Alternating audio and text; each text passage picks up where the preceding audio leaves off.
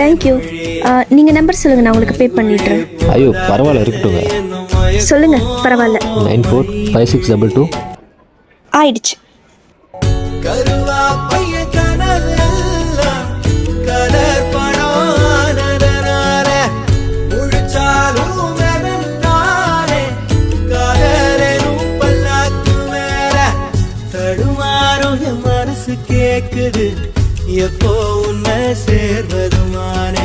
என்னங்காச்சு?